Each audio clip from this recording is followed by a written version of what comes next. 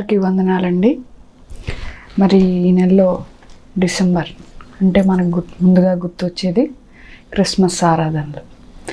అయితే మరి మన సంఘాల్లో కానీ మన కుటుంబాల్లో కృతజ్ఞత కొడుకుల్లో కానీ ఎక్కువ ఈ మంత్లో క్రిస్మస్ ఆరాధనలు జరుపుకుంటూ ఉంటాం. కొంతమందికి ఇది ఎలా ఉంటుంది అంటే ఒక పండగ వాతావరణాన్ని కలిగి ఉంటారు. పండగ అనగానే వేటికి ప్రాధాన్యత ఇస్తాం? మనం మొదట తినడానికి, ధరించుకోవడానికి, వీటికి ఎక్కువ ప్రాధాన్యత ఇస్తున్న వారుగా ఉంటాం. అయితే క్రిస్మస్ యొక్క ముఖ్య ఉద్దేశం ఏమిటి అంటే కనుక క్రిస్మస్ క్రీస్తుని ఆరాధించుట. ఇది సంవత్సరంలో ఒకసారి వచ్చేదో, 2 సార్లు వచ్చేదో, లేకపోతే ఆ నెలంతా జరుపుకునేదో కాదు. క్రీస్తుని ఆరాధించడం. మనం ఎప్పుడు కూడా క్రీస్తుని ఆరాధించేవారుగా ఉండాలి. అంటే ఎప్పుడు క్రిస్మస్ జరుపుకునేవారుగా మనం ఉండగలగాలి. మరి ఎప్పుడు క్రిస్మస్ జరుపుకునేవారుగా, ఎప్పుడు క్రీస్తుని ఆరాధించేవారుగా మనం ఉండగలగాలి అంటే కనుక క్రీస్తు మనలో ఉదయించాలి, క్రీస్తు మనలో ఉద్భవించాలి. అయితే అసలు క్రిస్మస్ అంటే దేవుని పుట్టుక గురించి మనం మాట్లాడుకుంటూ ఉన్నాం. అయితే దేవుడు మన కొరకు భూమికి దిగి వచ్చాడు. మనిషి కుమారుడిగా, బాలుడిగా, శరీరధారిగా ఈ లోకానికి ఆయన వచ్చి మాదిరికరమైన జీవితాన్ని మనుషుడు ఈ విధంగా జీవించాలి అని ఆయన జీవించి మనుషులకు తెలియజేసినట్లుగా ఉంటుంది. అయితే ఇక్కడ ఒక విషయాన్ని మనం జ్ఞాపకం చేసుకోవాలి. దేవుడు అసలు మన కొరకు ఎందుకు దిగి వచ్చాడు? ఆయన దిగి రావడానికి గల కారణాలు ఏంటి? ఎప్పుడైనా ఎవరికైనా ఇవి అనుమానాలుగా ఉన్నాయా? అయితే లేఖన భాగాల్లోంచి కొన్ని విషయాలు మనం జ్ఞాపకం చేసుకుందాం. చూడండి, మత్తయి సువార్త 1వ అధ్యాయం 21వ వచనం చూసినట్లయితే, ఆమె ఒక కుమారుని కనును, తన ప్రజలు వారి పాపముల నుండి ఆయనే రక్షించును గనుక ఆయనకు యేసు అను పేరు పెట్టేదను. ఇక్కడ కన్యక అంటే ఆమె అంటే మరియా. ఆమె ఏం చేస్తారంట? ఒక కుమారుని కంటుంది. ఆయన ఏం చేస్తాడంటే తన ప్రజలను వారి పాపముల నుండి ఆయనే రక్షించును. ఆయన మనుష్య కుమారుడిగా ఈ లోకానికి దిగి రావడానికి గల కారణం ఏమిటి అంటే గనక మన పాపములను నుండి మనల్ని రక్షించడానికి ఆయన దిగి వచ్చాడు. ఇక్కడ ఇంకొక విషయం ఏంటి అంటే గనక జ్ఞాపకం చేసుకోవాల్సిన విషయం, ఆయన సర్వోన్నతుడు, సర్వశక్తిమంతుడైన దేవుడు. కానీ ఆయన అంట తన మహిమను విడిచిపెట్టి నీ కొరకు, నా కొరకు రిక్తునుగా ఈ లోకానికి, మనుష్య కుమారుడిగా ఈ లోకానికి వచ్చి ఎందు నిమిత్తం ఆయన వచ్చాడు అంటే గనక మన పాపముల నుండి మనల్ని రక్షించుటకు. అయితే చాలామంది అంటారు, మేమేమి ఏ పాపం చేయలేదండి అంటారు. కానీ మనం జన్మతః కర్మతః పాపులమై ఉన్నామని లేఖన భాగాలు తెలియజేస్తూ ఉన్నాయి. అలాగే కొన్ని గ్రంథాలు కూడా తెలియజేస్తూ ఉన్నాయి. మరి ఆ పాపం నుండి మనం విడిపింపబడాలి అంటే కనుక ఒక నిష్కలంకమైన, నిర్దోషమైన రక్తం మన కొరకు కార్చబడాలి. ఒక పరిశుద్ధమైన రక్తం మన కొరకు కార్చబడాలి. ఆ రక్తం ఎవరిదై ఉంది? దేవునిదై ఉంది. సో నీ పాపముల నుండి నువ్వు రక్షించబడాలి అంటే గనక నీ కొరకు ఆయన రక్తాన్ని త్యాగం చేయాలి. అందునిమిత్తం ఆయన మన కొరకు ఈ లోకానికి వచ్చారు. అలాగే ఆదికాండంలో మనకి భూమి మీదకి పాపం ఎలా వచ్చిందో అక్కడ ఆదికాండంలో మనకి తెలియజేయడం జరిగింది. ఇక్కడ ఇందాక మనం మాట్లాడుకున్నాం కదా, మేము ఏ పాపము చేయలేదండి అనుకుంటున్నాం కదా, కానీ మనం జన్మతః కర్మతః పాపులమై ఉన్నాము అని అనుకున్నాం కదా. ఇక్కడ ఇంకొక విషయం ఏంటి అంటే కనుక ఆజ్ఞ అతిక్రమమే పాపమై ఉంది. అయితే ఈ ఆజ్ఞను మీరిన వారుగా ఎవరున్నారు? ఆదాము, అవ్వ. పాపము పరిపక్వమై ఏం కన్నంట? మరణాన్ని కంటుంది అని లేఖన భాగాలు సెలవిస్తున్నాయి. మరి పాపం ద్వారా ఈ భూమి మీదకి ఏమొచ్చింది? మరణం వచ్చింది. అది ఎవరి ద్వారా వచ్చింది? ఆదాము అవ్వగారుల ద్వారా భూమి మీదకి ఏమొచ్చింది? పాపం వచ్చింది. అయితే ఆయన మొదటి ఆదాముగా ఉన్నారు. మరి యేసుప్రభు గారు, ఆయన ఆదాము గారి ద్వారా పాపం వస్తే ఆ పాపం నుండి విడిపించడానికి మన కొరకు ఈయన ఉద్భవించినట్లుగా ఉంటుంది యేసుప్రభు గారు. అవునా? ఇక్కడ చూడండి, ఒక కుమారుని కనును, తన ప్రజలు వారి పాపముల నుండి ఆయనే రక్షించును. ఆయన రావడానికి గల కారణం, ముఖ్య ఉద్దేశం ఏంటంటే నీ పాపముల నుండి, నా పాపముల నుండి నిన్ను నన్ను విడిపించడానికి, నశించిపోతున్న ప్రతి ఒక్కరిని రక్షించడం కొరకు, నీ పాపముల నుండి నీ పాపం నీలోంచి తీసివేయుటకు ఆయన ఈ లోకానికి రావడం జరిగింది. అంటే నీ కొరకు ఆయన ఉదయించినట్లుగా లేఖన భాగాలు సెలవిస్తున్నాయి. మరి ఆయన నీ కొరకు నిన్ను వెతుక్కుంటూ ఆయన మన కొరకు వచ్చాడు. మరి ఆయనకి నీ హృదయంలో నువ్వు స్థానం ఇస్తున్నావా? చాలామంది చాలా చోట్ల దేవుణ్ణి అన్వేషిస్తూ వారి ప్రయాణాన్ని కొనసాగిస్తారు. అంటే దేవుణ్ణి వెతుకుతున్న వారుగా ఉన్నారు. కానీ మన పట్ల దేవుని యొక్క సంకల్పము, మన పట్ల అద్భుతం ఏంటంటే ఆయనే మనల్ని వెతుక్కుంటూ వచ్చాడంట. పరమను విడిచి భువికి ఆయన మనల్ని ప్రేమించిన కనుక మనల్ని వెతుకుతూ ఆయన వచ్చాడంట. మనం వెతుక్కుంటూ వెళ్ళలేదు ఆయన్ని, ఆయనే మనల్ని వెతుక్కుంటూ వచ్చాడంట. మరి అలాంటి ఆయనకి నీ హృదయంలో ఈరోజు నువ్వు స్థానం ఇస్తున్నావా? ఈరోజు దేవుడు నీ హృదయంలో ఉదయించినట్లయితే నీ పాపం నుండి నువ్వు రక్షించబడతావు. మరి నీ హృదయంలో ఆయనకు స్థానం ఇస్తున్నావా? నీ పాపం నుండి నువ్వు విడిపింపబడాలని ఆశ కలిగి ఉన్నావా? ఆశ కలిగి ఉంటే గనక ఒక్కసారి, అవును ప్రభువా, నా కొరకు నువ్వు ఈ లోకానికి వచ్చావు కాబట్టి నా హృదయంలో నేను నిన్ను ఆహ్వానిస్తున్నాను, నా పాపముల నుండి నన్ను విడిపించు, నా పాపముల నుండి నన్ను రక్షించు అని ఒక్కసారి ఆయన్ని అడిగేవారుగా ఉండాలి. అలాగే ఇంకొక మాట చూద్దాం, చూడండి. అలాగే అదే అధ్యాయంలో అదే వచనంలో, ఇదిగో కన్యక గర్భవతి కుమారుని కన్ను, ఆయనకు ఇమ్మానుయేలు అని పేరు పెట్టెదరు అని ప్రభువు తన ప్రవక్తల ద్వారా పలికిన మాట నెరవేరునట్లు ఇదంతయు జరిగెను.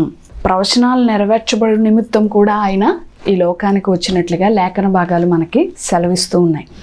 ప్రవచనాలు ఎవరెవరు పలికారు అంటే కనుక పాత నిబంధన గ్రంథం చూసుకున్నట్లయితే కనుక చాలామంది ప్రవక్తలు, భక్తులైన వారు ఈయన యొక్క రావడం గురించి, యేసు ప్రభు గారు ఉద్భవించడం గురించి అనేక చోట మీకా గ్రంథంలో, ఏషియా గ్రంథంలో అనేక చోట్ల ఆయన రావడం గురించి ప్రవచనాలు పలకడం కూడా జరిగింది. అయితే ఇక్కడ కొత్త నిబంధన గ్రంథం దగ్గరికి వచ్చేటప్పటికి యేసుక్రీస్తు యొక్క పుట్టుక గురించి వివరించిన వారు మాత్రం ఇద్దరే. ఎవరు వాళ్ళు? మత్తయి, లూకా. మత్తయి 1-2 అధ్యాయాల్లో చూసుకున్నట్లయితే యేసు ప్రభు గారి యొక్క పుట్టుక విధానం మనకు తెలియజేస్తుంది. అలాగే లూకా 1-2 అధ్యాయాలు చూసినప్పటికీ కూడా పుట్టుక యొక్క విధానం మనకు తెలియజేస్తూ ఉండే. ఏదైనా సరే ఒక చరిత్రకారుడు దాన్ని అన్వేషణ నిమిత్తం అడుగులు వేసినప్పుడు, ఏదైనా రాయడం జరిగినప్పుడు, చరిత్ర రాసినప్పుడు ఇంచుమించు అంట జరిగిన దానికి వీళ్ళు రాసిన దానికి 500 సంవత్సరాలు తేడా వస్తుందంట. ఇది నా సొంత మాటగా చెప్పట్లేదు, నేను దీని గురించి కొంచెం సెర్చ్ చేసి చెప్పగలుగుతున్నాను. అవును, మనకి ఉదాహరణకి అలెగ్జాండర్ గారి గురించి మనం విన్నాం, చూడలేదు కానీ విన్నాం. ఎలా విన్నాం? ఒక చరిత్రకారుడి యొక్క అన్వేషణను బట్టి అది తెర మీదకి రావడం జరిగింది, అవునా? అలాగే ఆయన జీవించినప్పటికీ, ఆ చరిత్రకారుడు రాసినప్పటికీ మధ్యలో ఒక 500 సంవత్సరాలు గ్యాప్ వచ్చింది. ఈ 500 సంవత్సరాల్లో ఆ అలెగ్జాండర్ గారు బ్రతికిన కాలంలో వాళ్ళు ఎవరైనా ఉంటారా? ఉండరు. అలాగే ఈ చరిత్రకారుడు రాసిన విధానం ఒకవేళ ఆనాటి కాలం వారు ఎవరైనా బ్రతికి ఉంటే కనుక, అప్పుడు ఈ చరిత్రకారుడు రాసింది చూస్తుంటే కనుక అక్కడ తప్పొప్పులు ఏంటో తెలుస్తూ ఉంటాయి. ఒకవేళ ఇది ఈయన ఉన్నట్టుగా రాసింటే అవును ఇలాగే జరిగింది అంటారు, అవునా? ఎందుకని? వాళ్ళు అక్కడ ఉండి అది చూసారు, తెలుసుకున్నారు కాబట్టి వాళ్ళకి ఆ విషయం తెలుస్తుంది, అవునా? ఒకవేళ ఈయన ఏదైనా కొంచెం తేడాగా రాస్తే కనుక లేనివి కూడా దాంట్లో యాడ్ చేస్తుండగా ఇది అసలు లేదు, ఇది అసలు మేము జరగడమే చూడలేదు అంటారు. అంటే వాళ్ళు అక్కడ ఉండి చూశారు కాబట్టి అక్కడ వాట్ ఈజ్ వాట్, ఏది రైట్ ఏది రాంగ్ అని చెప్పగలుగుతున్నారు, అవునా? అలాగే కానీ 500 సంవత్సరాల తర్వాత రాసిన చరిత్ర అక్కడ కాలం వారు ఎవరు బ్రతికిలేరు కాబట్టి అది రైట్ రాంగ్ ఎవరైనా చెప్పగలుగుతారా? చెప్పలేరు. ఎందుకంటే బ్రతుకున్న వాళ్ళకేమో అది తెలియదు, చనిపోయిన వారు వచ్చి చెప్పలేరు. కానీ మత్తయి గారు, లూకా రాసిన విషయాలు మాత్రం అంట ఇంత కాల వ్యవధి పట్టలేదు, 40 సంవత్సరాలు మాత్రమే పట్టిందంట. అంటే ఒక తరం. అంటే ఆ తరంలో ఎవరైతే చిన్నపిల్లలుగా ఉన్నారో వారు అప్పటికి వృద్ధాప్యంలో ఉండుండొచ్చు. 40 సంవత్సరాలు మాత్రమే పట్టింది. ఆ వృద్ధాప్యంలో ఉన్న వారికి అక్కడ ఉన్న పరిస్థితులు ఏంటో తెలుసు కాబట్టి అది రైట్ రాంగ్ అని జడ్జ్ చేసే ఆ గుణాన్ని వాళ్ళు కలిగి ఉంటారు. సో మత్తయి గారు రాశారు, మార్కు గారు యేసుక్రీస్తు యొక్క పుట్టుక విధానాన్ని తెలియజేశారు. కానీ వీళ్ళు రాసినప్పటికీ అంత కాల పరిమితి పట్టలేదు, 40 సంవత్సరాలు మాత్రమే పట్టిందంట. అంటే ఇది ఖచ్చితంగా అక్కడున్న పరిస్థితుల ప్రకారం కరెక్ట్గానే జరిగింది, వీళ్ళు కరెక్ట్గానే రాశారు అని తెలియజేయడానికి జరిగింది. చరిత్రకారు దాన్ని వివరంగా తీసుకురావడం జరిగింది. అయితే ప్రవచనాలు నెరవేరు నిమిత్తం కూడా ఆయన ఈ లోకానికి వచ్చారు. ప్రవచనం ఏంటి? యెషయా గ్రంథంలో 9వ అధ్యాయము 6వ వచనంలో ఒక మాట ఉంటుంది. ఏలయనగా మనకి కుమారుడు పుట్టెను, ఆయన భుజం మీద ఏముందంట? రాజ్యభారం ఉండను, ఆశ్చర్యకరుడు, ఆలోచనకర్త, సమాధానకర్తయగు అధిపతి అని అతనికి పేరు పెట్టబడి అని యెషయా ప్రవచించాడు. మీకా గ్రంథంలో కూడా ఎఫ్రాతా, నువ్వు స్వల్పమైన దానవు కాదు, అక్కడ మీకా గ్రంథంలో ఉంటాయి. ఇలా కొన్ని ప్రవచనాలు, నీలోంచి నన్ను ఏలబోవు రాజు రాబోతున్నా, ఇలా కొన్ని ప్రవచనాలు అనేక చోట్ల అనేక మంది భక్తులు ప్రవచించడం జరిగింది. ఆ లేఖనాలు నెరవేర్పు నిమిత్తం ఆయన ఈ లోకానికి వచ్చాడు. ఇదేదో కథో కల్పితమో కల్పిత గాథో అయితే కాదు. ఆయన నీ కొరకు ఉదయించెను, ఉద్భవించాడు అన్నది సత్యం. దాన్ని ఎరిగి మనం నడుచుకునేవారుగా ఉండగలగాలి. అలాగే ఇంకొక మాట ఉంది చూడండి, ఆయనకు ఇమ్మానుయేలు అను పేరు పెట్టెదరు. ఇమ్మానుయేలు అంటే దేవుడు మనకు తోడు అని అర్థం. అంటే ఆయన ఇమ్మానుయేలుగా ఉన్నాడంట. అంటే ఎవరైతే ఆయన యందు విశ్వసిస్తారో, ఎవరైతే ఆయన యందు నమ్మిక కలిగి నడుస్తారో వారందరికీ ఆయన ఏమై ఉన్నాడంట? తోడుగా ఉన్నాడంట. మరి నీకు తోడుగా ఉన్నాడా దేవుడు? నువ్వు ఆయన నీడలో నిలిచి ఉన్నావా? మరి ఆయన మనకు తోడుగా ఉండాలంటే ఆయన సన్నిధానంలో మనం నిలిచిన వారుగా ఉండాలి. ఇక్కడ ఆయన మనకి తోడుగా ఉన్నాడంట. ఇమ్మానుయేలు, దేవుడు మనకు తోడు అన్నాడు. ఆయన నీడలో మనం నడిచేవారుగా మనం ఉండగలగాలి. అలాగే ఇంకొక మాట ఉంది చూడండి, లూకా సువార్త 2వ అధ్యాయము 10-11 వచనాలు చూడండి. అయితే ఆ దూత, భయపడకుడి, ఇదిగో ప్రజలందరికీ కలగబోవు మహా సంతోషకరమైన సువర్తమానము నేను మీకు తెలియజేయుచున్నాను. దావీదు పట్టణమందు నేడు రక్షకుడు మీ కొరకు పుట్టి ఉన్నాడు. ఏం తెలియజేస్తుందంట? ప్రజలందరికీ కలగబోవు మహా సంతోషకరమైన సువర్తమానం. ఇది ఒక ప్రాంతానికో ఒక దేశానికో ఒక వర్తమానం కాదంట. ఎవరందరికీ? ప్రజలందరికీ మహా సంతోషాన్ని కలిగించే ఒక సువర్తమానాన్ని నేను మీ కొరకు తీసుకొచ్చాను అంటుంది దూత. అంటే అందరికీ సంతోషాన్ని కలిగించే వార్త ఈ వార్త అన్నమాట, ఆ దూత తీసుకొచ్చిన వార్త. మరి అంత సంతోషకరమైన వార్త ఏమిటి అంటే కనుక, బాలుడు అంటే ఆయన మనుష్య కుమారుడిగా ఈ లోకానికి దిగి వచ్చాడు అని ఆ దూత తెలియజేస్తూ ఉంది. ఆయన పుట్టడం వల్ల అంత సంతోషకరమైనది ఏమిటి అంటే కనుక, ఆయన పుట్టడం వల్లే మొదట మనం మాట్లాడుకున్నాం కదా, నీ పాపం నుండి నా పాపం నుండి విడుదల పొందగలిగాం, అవునా? అలాగే ప్రవచనాల నెరవేర్పు నిమిత్తం ఆయన ఈ భూమి మీదకి రావడం జరిగింది. అలాగే ఆయన మనకి తోడై ఉన్న దేవుడు. ఏ ఏ విషయాల్లో దేవుడు మనకు తోడుగా ఉంటున్నాడు?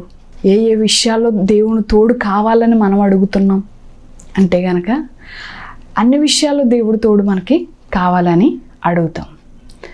మరి అన్ని విషయాల్లో దేవునికి మెచ్చేవి, లేకపోతే దేవునికి ఇష్టానుసారమైన జీవితాన్ని మనం కలిగి ఉన్నామా అంటే కనుక, కొన్నిసార్లు ప్రశ్న గుర్తులు కనిపిస్తూ ఉంటాయి.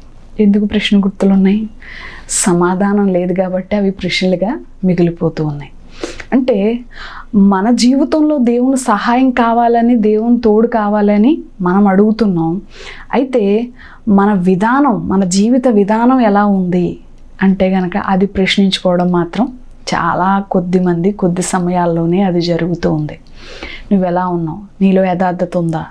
నీతియుక్తమైన మార్గంలో నువ్వు నడుస్తున్నావా? ఇలా కొన్నాటికి మనం ప్రశ్నలు వేసుకున్నాం అనుకోండి, కొన్నాటికి టిక్ మార్క్స్ ఉంటాయి, మిగతావి అవి మన జీవితంలో లేవు కాబట్టి వాటికి మనం సమాధానం చెప్పలేం. కానీ నువ్వు మనుషుల దగ్గర ఒప్పుకోవాల్సిన అవసరం లేదు. నీ మనస్సాక్షితో దేవుని సన్నిధానంలో ఒక్కసారి అడుగు, అవును ప్రభువా, నీకు హేయకరమైన జీవితాన్ని నేను కలిగి ఉన్నాను, ఈ విషయాల్లో నీవు నాకు తోడుగా ఉండవని తెలుసు కూడా నేను నిన్ను ఈ విషయాల్లో తోడుగా ఉండమని అడుగుచున్నాను. ఏ విషయాల్లో దేవుడు తోడుగా ఉండడో మనకు తెలుసా తెలియదా? తెలుసు. అయినప్పటికీ కూడా ఆ విషయాల నిమిత్తం మనం అడుగుతూ ఉంటాం. ఉదాహరణకు ఒక్క మాట, చిన్న మాట చెప్పి నేను ముందుకు వెళ్ళిపోతాను. ఏ విషయాల్లో దేవుడు తోడుగా ఉండడు? బైబిల్ గ్రంథంలో ఒక మాట ఉంటుంది, నీ చేతుల కష్టార్జితాన్ని నేను నిన్ను ఆశీర్వదిస్తాను అన్నాడు. అవునా? నీ చేతుల కష్టార్జితాన్ని ఆశీర్వదిస్తాను అన్నాడా? లేకపోతే పక్కవారిది లాక్కో దాన్ని బట్టి నేను ఆశీర్వదిస్తాను అన్నాడా? వాక్యాన్ని చదువుతున్నాం కదా, మనం వాక్యాన్ని ధ్యానిస్తున్నాం కదా. మరి మనం ఏదైతే కష్టపడ్డామో, ఏదైతే మన చేతుల్లోకి వచ్చిందో అది నీ కుటుంబానికి నీకు ఆశీర్వాదకరంగా దేవుడు మారుస్తానంటున్నాడు కదా. మరి నువ్వు అన్యాయం చేసి అక్రమం చేసి సంపాదించి కూడబెట్టుకున్న దాన్ని అది దేవుడు ఆశీర్వదించమంటే దేవుడు ఆశీర్వదిస్తాడా? అది దేవునికి ఇష్టానుసారమైన జీవితమా? ఈ విషయం మనకు తెలుసా తెలియదా? తెలుసు. చాలామందికి ఈ విషయం తెలుసు. అయినప్పటికీ కూడా దాన్ని మనం ఏం చేస్తున్నాం? విడిచిపెట్టడానికి ఇష్టపడుతున్నామా? విడిచిపెట్టట్లేదు. దాన్ని కప్పుపుచ్చుకుని కొనసాగించాలని ముందుకి అడుగులు వేస్తున్న వారిగా ఉంటున్నాం. మరి ఇలాంటి విషయాల్లో దేవుడు తోడుగా ఉంటాడా? ఏదైనా శ్రమ కలిగిందనుకోండి, ఏదైనా ఇబ్బంది కలిగిందనుకోండి, ప్రభా నువ్వు నాకు తోడుగా ఉంటావు అనుకున్నాను ప్రభా, కానీ ఏంటి ప్రభా నన్ను విడిచిపెట్టేసావు అంటాం. కానీ మనం చేసిన తప్పిదాన్ని మనం ఒప్పుకోగలుగుతున్నామా? ఒప్పుకోవట్లేదు. దాన్ని విడిచిపెట్టడానికి ఇష్టపడుతున్నామా? ఇష్టపడట్లేదు. కానీ శ్రమ రాగానే ఎవరి మీదకి వేస్తున్నాం? నీ వల్లే నేను శ్రమ అనుభవిస్తున్నాను. మన వల్ల శ్రమ కొన్నిసార్లు అంటండి స్వయంకృత అపరాధాలు అంటారు. వీటిని చేతులారా తెచ్చుకున్న వాటిని. అంటే దేవునికి హేయకరము అని తెలిసినప్పటికీ కూడా వాటిని కొనసాగించడం వల్ల వచ్చిన వచ్చుబడిని మనం ఎవరి అకౌంట్లో వేస్తానికి ఆపాదిస్తున్నాం? ఎవరికి ఆపాదిస్తున్నాం? దేవునికి ఆపాదిస్తున్న వారిగా ఉంటున్నాం. కానీ ఇది కరెక్ట్ కాదు. ఇక్కడ ఇమ్మానుయేలు, దేవుడు మనకు తోడుగా ఉన్నాడు. అవును, దేవుడు మనకు అన్ని విషయాల్లో అన్ని చోట్ల అన్ని విధాలుగా తోడుగా ఉన్నాడు. మరి ఆ తోడుగా ఉన్నప్పుడు నీ జీవిత విధానం ఏ విధంగా ఉంది? యథార్థతను కలిగి ఉన్నావా? ఎలాంటి హృదయాన్ని నువ్వు కలిగి దేవుణ్ణి ఆశ్రయిస్తున్నావు? ఎలాంటి హృదయంతో నువ్వు దేవుణ్ణి వెంబడిస్తున్నావు? కొన్నిసార్లు ఇందాక మాట్లాడుకున్నట్లుగా ఎదుటి వారిని ఆశించే విషయంలోనే కాకుండా కొన్నిసార్లు మనం మాటల చేత హింసించబడుతూ ఉంటాం. అంటే సూటిపోటి మాటలు అంటారు చూశారు, అలాంటి మాటల చేత అన్నమాట. మాటల చేత మనం హింసించబడుతూ ఉంటాం. నువ్వు హింసించబడితే పర్వాలేదు, బాగానే ఉంది, దేవుడు చూస్తాడు. కానీ నువ్వే హింసించేదానుగా హింసించేవాడుగా ఉన్నావేమో ఒక్కసారి జాగ్రత్తగా చూసుకోవాలి మనం. అవునా? కొన్నిసార్లు మాటలతో ఎదుటివారిని హింసించేవారుగా ఉంటాం. అంటే నీ మాటల చేత ఎదుటివారు హింసించబడుతున్నారేమో, నీ మాట చేత ఎదుటివారికి బాధ కలుగుతుందేమో, నువ్వు బాధించేదానివిగా ఉన్నావేమో. బాధింపబడితే పర్వాలేదు కానీ బాధించేవారుగా మనం ఉండకూడదంట. ఇలాంటి విషయాల్లో కూడా దేవుడు తోడుగా ఉండడు. కాబట్టి ఒకవేళ ఈ లక్షణాన్ని కూడా మనం కలిగి ఉంటే కనుక దీన్ని విడిచిపెట్టేవారుగా మనం ఉందాం. అలాగే ఇప్పుడు చూడండి, లోక సువార్త 2వ అధ్యాయంలో చూడండి, మహా సంతోషకరమైన సువర్తమానం నేను మీకు తెలియజేయుచున్నాను. ఇది ప్రజలందరికీ మహా సంతోషకరమైన సువర్తమానం. ఏంటి సువర్తమానం? ఇంత మంచి వార్తను ఎందుకు ఎవరు తీసుకొచ్చారు అంటే దేవదూతలు తీసుకొచ్చారు. ఇది అందరికీ సంతోషాన్ని కలిగించే సువర్తమానం అంట. చూడండి, కొన్ని పండగలు లేకపోతే కొన్ని సాంప్రదాయాలు అక్కడున్న పరిస్థితులకి లేకపోతే అక్కడున్న పరిసరాలకు మాత్రమే పరిమితమై ఉంటాయి. కానీ క్రిస్మస్ తెలియని వారు ఎవరైనా ఉన్నారా? ఏ దేశంలో అయినా సరే తెలియని వారు ఎవరైనా ఉన్నారా? లేరు, ఎవరూ ఉండరు. ప్రపంచమంతా జరుపుకుంటున్న పండుగ ఇది. అంటే ప్రపంచమంతా కలిసి ఆయా సందర్భాల్లో దేవుణ్ణి ఆరాధిస్తున్న వారుగా వారు ఉన్నారు. అంటే ఇది ప్రపంచం అందరికీ తెలిసిన సువర్తమానం, అందరికీ సంతోషాన్ని కలిగించే సువర్తమానం. ఇక్కడ ఈ సువర్తమానం దూత తీసుకొచ్చింది, ప్రజలకు సంతోషాన్ని ఇస్తుంది. ఏంటా సంతోషం ఇచ్చే వార్త అంటే గనక ఆయన నీ కొరకు నా కొరకు భూమి మీదకి రావడం జరిగింది. ఎందుకు రావడం జరిగిందంటే మానవ అవతారిగా ఆయన ఈ లోకానికి వచ్చాడు. ఎందుకు మానవ అవతారిగా ఈ లోకానికి వచ్చాడు అంటే గనక ఒక కారణం ఉంది. పాపం నుండి మనల్ని రక్షించడానికి, మనకు తోడై ఉండడానికి, అలాగే మనల్ని రక్షకునిగా ఉండడానికి, ఇలా చాలా కారణాలు ఉన్నాయి. కానీ దేవుణ్ణి ఎప్పుడైనా మనం చూడగలిగామా? చూడడం అనేది అసాధ్యం. పద్మసు ద్వీపంలో యోహాను గారు కూడా వెనక తట్టు మాత్రమే చూసినట్టుగా ఉంటుంది. అంటే ముఖాముఖిగా కూడా ఎవరు కూడా దేవుణ్ణి చూడలేకపోయారు. ఎందుకని? ఆయన ముఖవశ్యస్సు కోటి సూర్యుల తేజో మహిమ కలిగినదిగా ఉంది. అంటే అంత కాంతివంతమైనది అనగా ఉంది. ఎంత కాంతి అంట? కోటి సూర్యుల తేజస్సు. ఒక్క సూర్యుని చూడడమే మనకి ఎలా ఉంది? కష్టతరంగా ఉంది. చూడగలుగుతున్నామా ఒక సూర్యుడినైనా? చూడలేం. కానీ ఆయన అంత కాంతివంతుడై ఉన్నాడంట. మరి అలాంటి వ్యక్తితో మాట్లాడడం, చూడడం మానవునికి, మనుషునికి సాధ్యమయ్యే పనే అది? లేదు, అసాధ్యం. కానీ ఇప్పుడు ఆయన్ని మనం చూడగలుగుతున్నాం, ఆయనతో మాట్లాడగలుగుతున్నాం, ఆయన్ని వెంబడించగలిగాం. అవునా కాదా? ఇది మానవ జీవితంలో అద్భుతమా కాదా? ఇది సంతోషకరమైన వార్త కాదా? సంతోషకరమైన వార్తే. ఎందుకని అంటే గనక ఆయన ఎవరూ కూడా చూడలేరు, కానీ అందరూ చూసే నిమిత్తం ఆయన బాలుడిగా ఉద్భవించాడు. ఇప్పుడు చూసారా లేదా?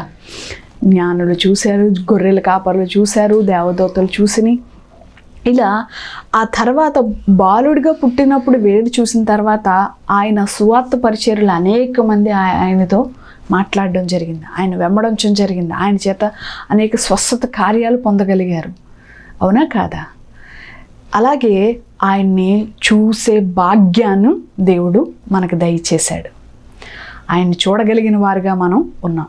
ఇప్పుడు ఆయన నరోపరదారిగా ఈ లోకానికి వచ్చినప్పుడు ఎందుకు వరకు వచ్చాడు అంటే గనక నిన్ను నన్ను ఆయన ప్రేమించాడు కాబట్టి నీ కొరకు నా కొరకు ఆయన ఈ లోకానికి రావడం జరిగింది.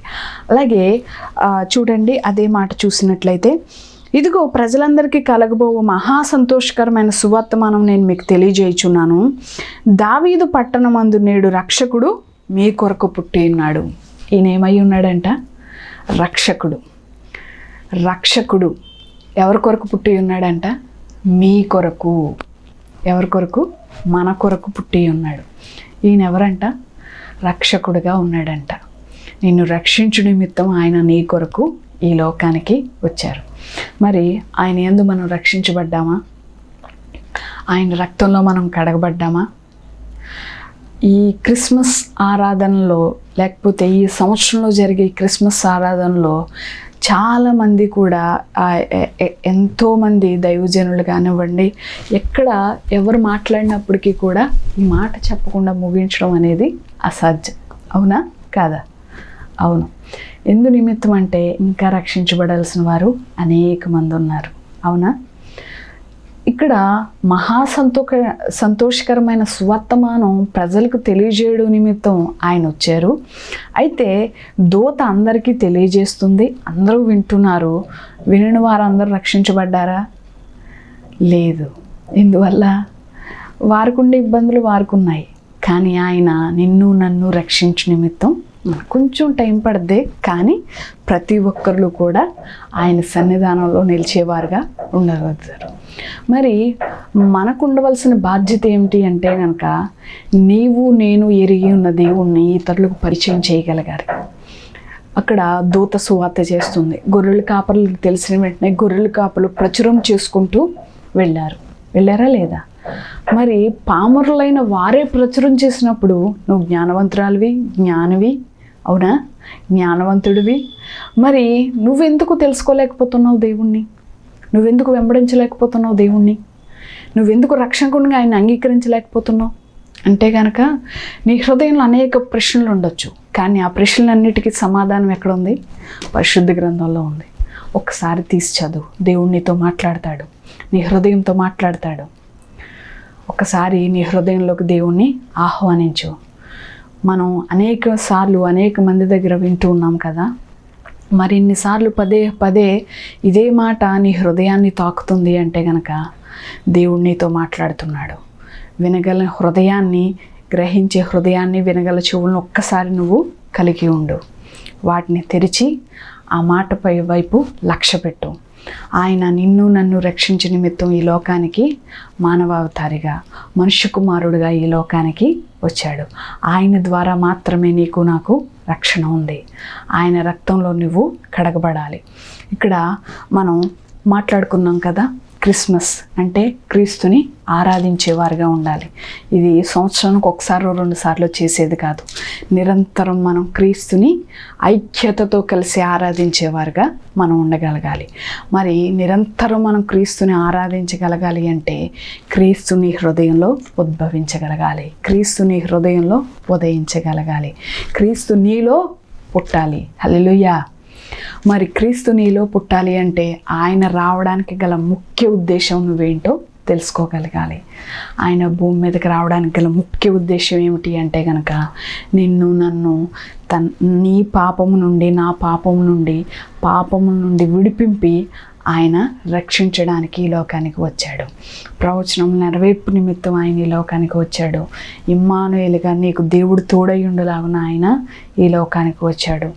సంతోషకరమైన సువర్తమానం ద్వారా ఆయన నీ దగ్గరికి వచ్చాడు, రక్షకునిగా నీ దగ్గరికి వచ్చాడు.